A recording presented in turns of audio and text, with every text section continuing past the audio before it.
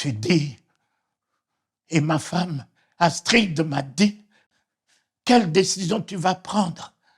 Mais c'est avec ton salaire qu'on vit, que tu nourris papa, maman, ma famille vit de ton salaire. Mais comment allons-nous tenir?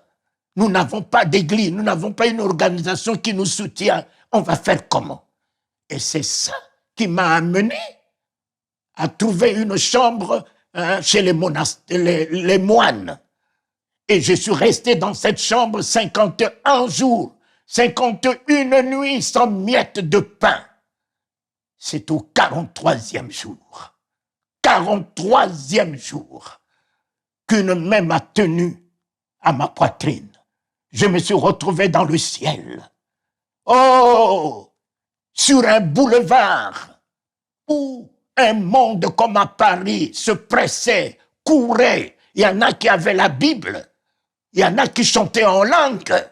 Et comme je les ai vus chanter en langue, avoir la Bible, je me disais qu'ils allaient alors à l'église. Et je me suis mis derrière eux en courant pour aller à l'église avec eux. Et un ange était assis dans un kiosque du côté droit, mais un kiosque en or. Et c'est là que cet ange m'a appelé. Talingano, Talingano. J'ai dit, mais qui me connaît ici pour m'appeler Talingano? Et je rentre dans ce kiosque. Il a ouvert un grand livre. Dans ce grand livre, il a mis son doigt sur mon nom, écrit en lettres d'or. J'ai dit, mais qui a écrit mon nom ici? Il dit, mais tu vas le voir. J'ai dit, c'est qui? Il dit, mais tu vas le voir. J'ai dit, mais est-ce que je veux voir Jésus? Il dit, oui, tu vas le voir. J'ai dit, ben, laisse-moi d'abord aller à l'église.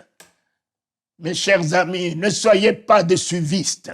Ne suivez pas la masse qui va, oui, j'ai 10 000 membres, j'ai 20 000 membres. Non, suivez la conviction que vous avez.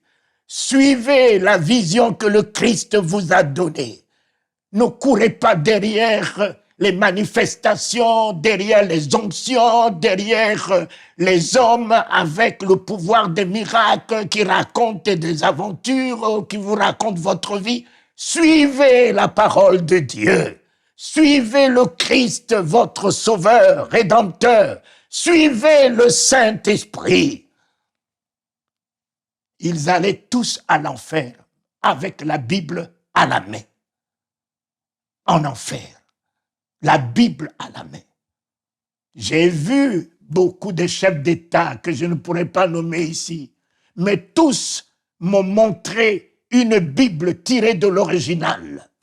Cela n'empêchait pas ces grands hommes d'État de se baigner dans le sang des innocents, de consulter les voyants, de consulter les féticheurs, et pourtant ils avaient la Bible tirée même de l'original, de toutes les traditions.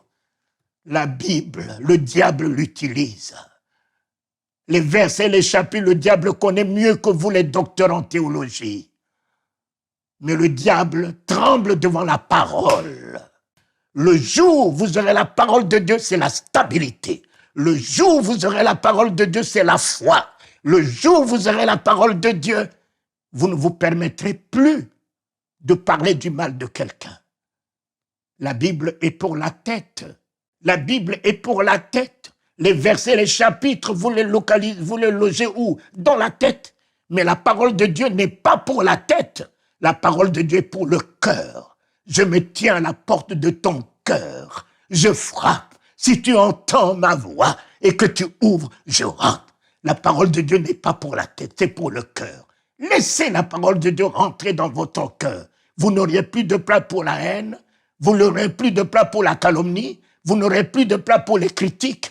La parole de Dieu, c'est l'amour, c'est la grâce, c'est la miséricorde, c'est la compassion, c'est la bonté. Et Dieu m'a permis. Je suis revenu, voyant tous ces gens rentrer à l'enfer, je suis revenu et j'ai rencontré le Seigneur Jésus qui m'a pris dans ses bras comme l'époux prend son épouse. J'ai vu un tapis rouge dressé. Oh, nous sommes des rois. J'aime beaucoup chanter, il est le roi des rois. Ces rois ne sont pas Biden, Macron, ces rois, c'est vous. C'est vous qui êtes ces rois, parce qu'il vous a donné le royaume. En vous donnant le royaume, vous ne pouvez pas être quelqu'un d'autre qu'un roi. C'est vous qui êtes ces rois dans ce monde. Ainsi soit-il, je l'ai vu. Il m'a fait visiter le ciel. Quelle beauté, quelle magnificence, ce qu'il a préparé pour vous. Cela existe. Amen.